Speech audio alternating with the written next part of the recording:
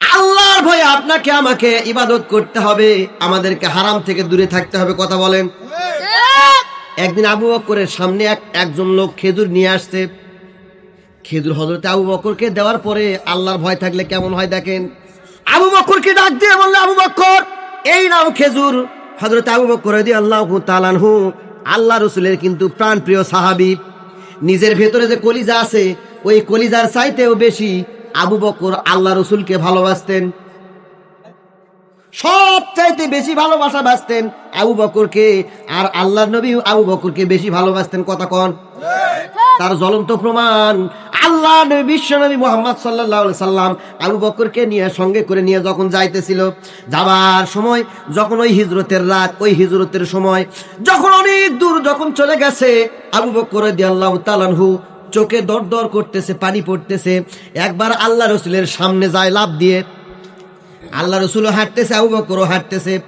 একবার লাফ দিয়ে আবু বকর রাসূল সাল্লাল্লাহু আলাইহি ওয়াসাল্লামের সামনে যায়, সামনে থেকে আবার লাফ দিয়ে আবার ফির পিছনে আসে। একবার লাফ দিয়ে ডাইনে যায়, একবার লাফ দিয়ে বামে যায়। আল্লাহ নবী আবু বকরকে দাঁড়াতে বললেন যে, আবু বকর তুমি দাঁড়াও, তুমি এরকম করতেছো কেন? বলতেছি, ইয়া রাসূল আল্লাহ, নবীজি গো, আমি যে আপনাকে কলিজার চাইতে বেশি ভালোবাসি।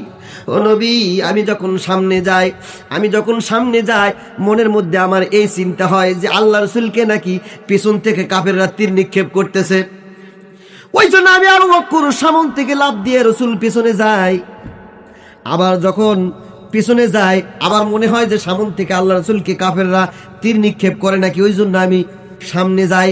আবার ডাইনে যখন যায় আবার চিন্তা করি বামে থেকে তীর নিক্ষেপ করতেছে নাকি। এইরকম চিন্তা ভাবনা করে ইয়া রাসূলুল্লাহ, আমি আপনার চতুর্দিকে শুধু খালি লাফালাফি করি।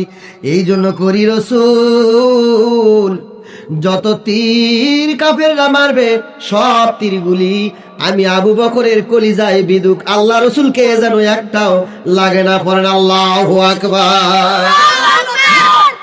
তাহলে আল্লাহ রাসূলের ভালোবাসা আবু বকরের কলিজার ভেতরে কেমন। এই আবু বকরকে একজন লোক কয়েকটি খেজুর এনে দেওয়ার সঙ্গে সঙ্গে ইত্তাকুল্লাহ রস কিন্তু হচ্ছে ভাই। এই আবু বকরকে খেজুর দেওয়ার সঙ্গে সঙ্গে আবু বকর খেজুর খাইলেন। খাওয়ার পরে আবু বকর চিন্তা করতেছে এই খেজুর কোথা থেকে এসেছে, কিভাবে আসলো।